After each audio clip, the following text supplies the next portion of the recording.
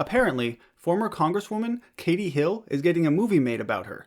And I'm not entirely sure why, because her life hasn't been super inspiring or difficult, but there it is. In case you don't remember, she is the Congresswoman who last year resigned amid allegations of inappropriate sexual relationships with staffers in her office. Around that time, there was an image that was circulating showing her and a female staffer who were clearly naked, and that is what started this entire thing. At the time of her resignation, she was being investigated by the House Ethics Panel for allegations of an improper sexual relationship with a male congressional staffer. So she may have been having an affair not just with the female staffer that many people saw, but also with a male staffer. Now the image, which I won't show here for obvious reasons, I don't think was appropriate that it was circulated so widely.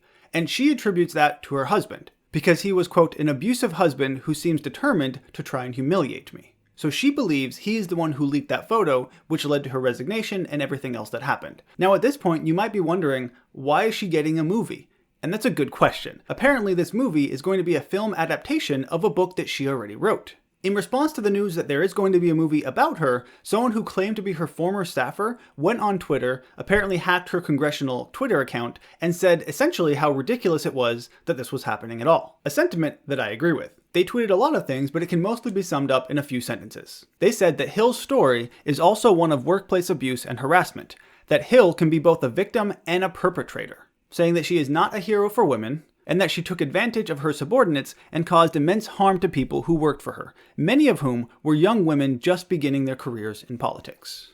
So that person, who again claims to be a former staffer, is saying that while it can be true that she was abused by her husband in a bad situation, and my heart goes out to anyone in a situation like that, that does not give them the right to then abuse someone else in a workplace, or to also be an abusive individual. Even if we just take the relationship that she clearly had with a female coworker, she was the boss and the coworker was the staffer. So even if there's nothing necessarily illegal about that, it is certainly not an appropriate relationship. Something that she actually admitted to, that it wasn't appropriate. Nevertheless, when she was resigning in a farewell speech, she said that there was a double standard imposed on women in politics, and that she would refuse to let this experience scare off other women who dare to take risks, who dare to step into this light, and who dare to be powerful. Let's look at that double standard for women. Maybe she's forgetting about the fact that Bill Clinton, in a very similar situation, was actually impeached. And yes, he was acquitted and wasn't forced to resign.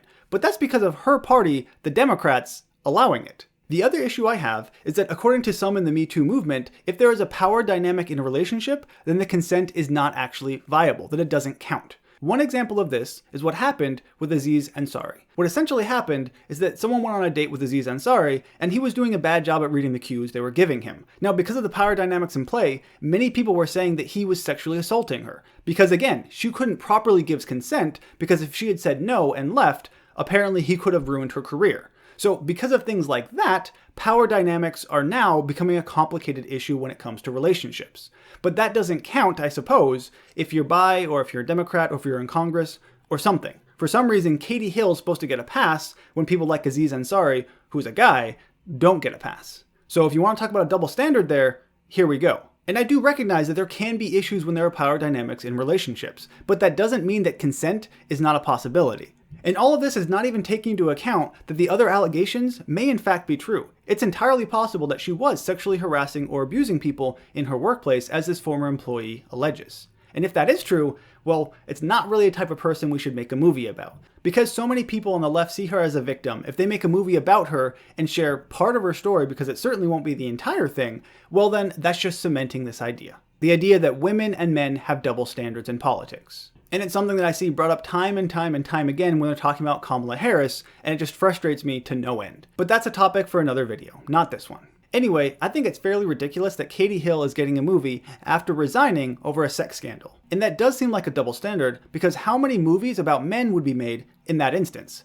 If that had happened, the man would be the perpetrator, not viewed as the victim, even though Katie Hill is being viewed as a victim. Now, I'm not going to see this movie, so maybe it doesn't really matter.